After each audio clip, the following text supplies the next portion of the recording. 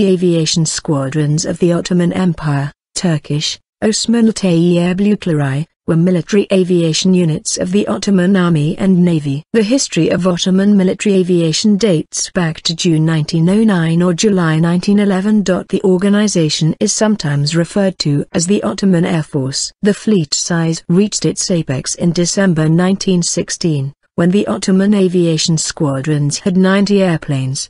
The aviation squadrons were reorganized as the General Inspectorate of Air Forces, Kuva-yı Havaiye Müfettiş-i Umumiliği, on the 29th of July 1918, with the signing of the Armistice of Mudros on the 30th of October 1918, the Ottoman military aviation effectively came to an end. At the time of the armistice, the Ottoman military aviation had around 100 pilots, 17 land-based airplane companies, 4 planes each, and 3 seaplane companies, 4 planes each, totaling 80 aircraft. On the 2nd of December 1909, Louis Blériot and the Belgian pilot Baron Pierre de Caters performed the first flight demonstration in the Ottoman Empire. After witnessing the growing importance of an air combat support branch, the Ottoman government decided to organize its own military aviation program. For this purpose, officers were sent to Europe by the end of 1910 for pilot training. However,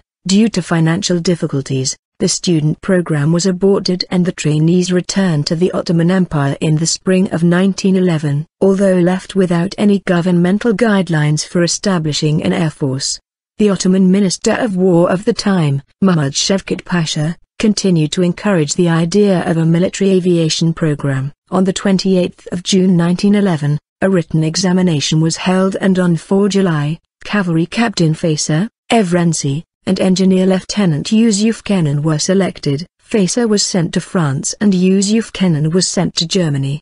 But because the German school wanted an excessively high fee, both of them were enrolled in the Blériot School at Étampes near Paris in July 1911. In late 1911, Staff Lieutenant Colonel Shaurya Ilman was entrusted with founding the Aircraft Committee, Tayyare Komisyonu, with members from the Inspectorate of Technical and Fortified Formations, Ktatfene of Mevaki Mustaqim Mufazligai. 2 tent hangars for the aircraft school, Tayyare Mektebi, were erected in January 1912 at Yazlıköy, which is the Atatürk International Airport today. On the 21st of February 1912, Faisa and Yusuf Kenan completed their flight training at the Blériot School and returned home with the 780th and 797th French Aero Club certificates. In the same year, 8 more Ottoman officers were sent to France for flight training. Faisa Bey and Yusuf Kenan Bey flew over Istanbul on the 27th of April 1912. The Ottoman Empire started preparing its first pilots and aircraft, and with the founding of the aircraft school, Tayyare Mektebi, in Yazlıköy on the 3rd of July 1912, the empire began to train its own flight officers. The founding of the aircraft school quickened advancement in the military aviation program, increased the number of enlisted persons within it, and gave the new pilots an active role in the Ottoman forces. The same year a single-seat and a 2-seater per dozen were purchased from France and brought to Istanbul in March 1912. 2 of the 2-seater version of Blériot 11B were also acquired, the first of which was presented by Supreme Commander Zapasa. 3 of a different 2-seat model named 11-2 and 3 of the single-seat ground trainer Ping-Uin were also used by the Ottoman army. The Rep. Robert Isnalt Belteri, was also one of the first planes to be deployed by the Ottoman Empire. This aircraft was designed by Robert Isnalt Belteri and its first flight took place in 1912. They entered service during the same year in France. In accordance with an agreement reached between the producer and the Ottoman Ministry of War, 7 Rep planes were purchased and the first one was planned to join the Ottoman army on the 15th of March 1912. In late April 1912, the military aircraft was shown to the public for the first time when a large military parade was held for the honor of Sultan Mehmed V. Reshid. 5 of the 7 purchased were single-seaters and the remaining 2 were 2-seaters. 1 of the single-seaters were planned only for ground practicing. The last plane was confiscated by the Serbians while being brought to Istanbul by train.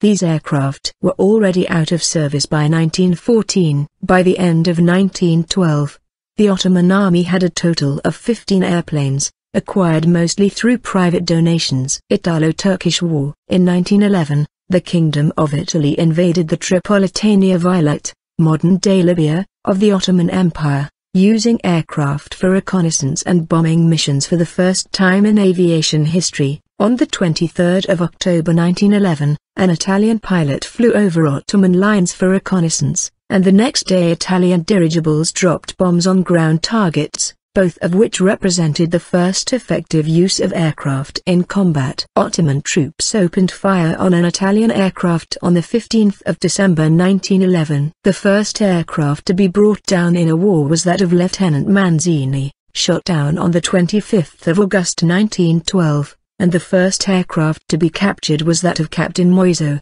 on the 10th of September 1912. When Italy invaded the Tripolitania Vilayet, the Ottoman army was not ready to use its few new aircraft in battle. The Ottomans had very few troops in North Africa and countered the Italians mostly with organized local Arab militia. A massive Italian amphibious assault force of 150,000 troops had to be countered by 20,000 Bedouins and 8,000 Turks. The British government, which militarily controlled the de jure Ottoman provinces of Egypt and Sudan since the Urabi revolt in 1882, didn't allow the Ottoman government to send additional troops to Libya through Egypt. There were attempts to purchase aircraft from France and send them to Libya via Algeria, but they did not materialize. The Ottoman military aircraft saw their first active combat involvement during the First Balkan War, against the Balkan countries of Montenegro, Serbia, Bulgaria and Greece. 17 Ottoman aircraft were used for reconnaissance, from September 1912 to October 1913. The Ottoman military aviation, due to the organization's inexperience in combat, initially lost a number of aeroplanes. However, as the pilots hardened with battle experience, they improved their combat skills, and many new recruits applied to join the aviation squadrons. Nevertheless, the Balkan League won the war. A short while later, Bulgaria attacked Greece and Serbia to kick off the Second Balkan War, and the Ottoman Empire declared war on Bulgaria, thus recovering a portion of its lost territories in eastern Thrace, including the important city of Edirne, Adrianople, which was the Ottoman capital between 1365 and 1453. By the end of the Balkan Wars, the fledgling Ottoman military aviation had already been through 3 wars and a coup d'état. With the end of the Balkan Wars, a modernization process started and new planes were purchased. With the outbreak of the First World War, the modernization process stopped abruptly. Pre-World War I, on the 29th of October 1913, Captain Salim Bey and Captain Kemal Bey flew over the Sea of Marmara, and on the 18th of November 1913, Belkıs Sevkat Han, a member of the Society for the Defense of Women's Rights, Müdafaa-i Hukuki Nisvan Samiti, flew in the aircraft piloted by Fethi Bey, becoming the first Turkish female aircraft passenger. The Ottoman Aviation Squadrons began World War I under direct control of the Office of the Supreme Military Command, Başkomutanlık Vakaltı. Because of the cost of aircraft, it was a small unit. It would remain there for the duration of the war, never becoming a separate corps as in other World War I armies. Instead, it was parceled out in small detachments to an army or corps which directed the tactical use of the planes. Primitive logistics kept the units small. Meanwhile, the Ottoman Navy established the Naval Aircraft School, Bahriye Mektebi, in Yazlıköy, in June 1914. In 1915, some German officers came to the Ottoman Empire, such as Hans-Joachim Budek, and some Ottoman officers went to Germany for flight education. Budek himself would achieve some success flying for the Ottoman allies of Germany, achieving 4 confirmed and 7 probable victories, from late 1915 to the summer of 1916, while flying for the Ottoman Aviation Squadrons. By the end of 1915, 2 offices were established to govern Ottoman military aviation. The 13th branch was part of the Ottoman General Staff. The 9th branch was part of the Minister of War's office. By 1916, the growing Air Force had 81 pilots and observers and about 90 airplanes. Eventually, Germany would transfer 460 airplanes to the Ottoman Empire, Some 260 went to the Ottoman units and the rest remained in German units. Some 400 German aviation personnel served in Ottoman forces. By the war's end, the Ottoman Aviation Squadrons had become a potpourri of about 200 supplied, purchased, and captured aircraft from Germany, France, Russia, and Britain. Even a general enumeration was overwhelming: 7 types of Albatros, 4 types of Fokkers, 3 types of Gotha bombers, 2 types each of Rumpeler and Caudron, plus LVGB series, Halberstads, Feltzes, Voisins, de Havillands, Nieuports, a Bristol Bullet, a Farman, a Moran Saulnier Parasol, and a Grigorovich G.5. Efforts were made to reorganize the Ottoman Aviation Squadrons, but this ended in 1918 with the end of the First World War and the occupation of Istanbul by Allied forces on 13 November 1918. World War I operations. In August 1914, the Ottoman military aviation had 8 planes assigned for operations and 4 in the flying school in Yezlikoy. Of 6 operational planes, 2 were sent to eastern Anatolia, with the others retained at the flying school. Major Erich Cerno arrived in January 1915, accompanied by a staff of 12. It was Erich Cerno who convinced the Ottoman military leadership to give the pilots a distinct uniform, a winged crescent and star on their hats.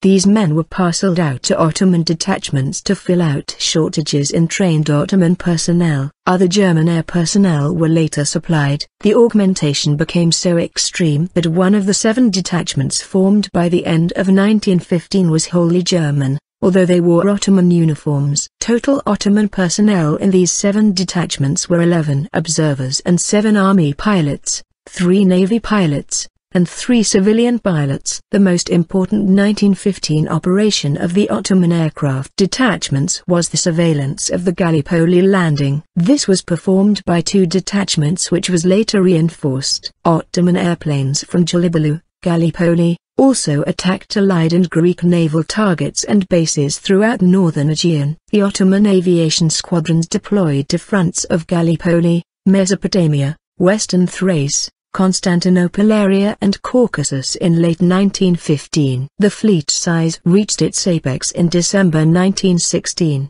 when the Ottoman aviation squadrons had 90 airplanes. The aviation squadrons were reorganized as the General Inspectorate of Air Forces, Kuva-yı Havaiye Müfettiş-i Umumiliği, on 29 July 1918. In the summer of 1918, the Palestine Brigade of the Royal Flying Corps and the Australian Flying Corps pressured the Ottoman and German reconnaissance and combat aircraft detachments in Palestine. The Ottoman forces, lacking the information to fend off Allenby's offensives around Megiddo, found themselves under heavy air attack while retreating from their route. With the signing of the Armistice of Mudros on 30 October 1918, the Ottoman military aviation effectively came to an end. At the time of the armistice, the Ottoman military aviation had around 100 pilots, 17 land-based airplane companies, 4 planes each, and 3 seaplane companies, 4 planes each, totaling 80 aircraft.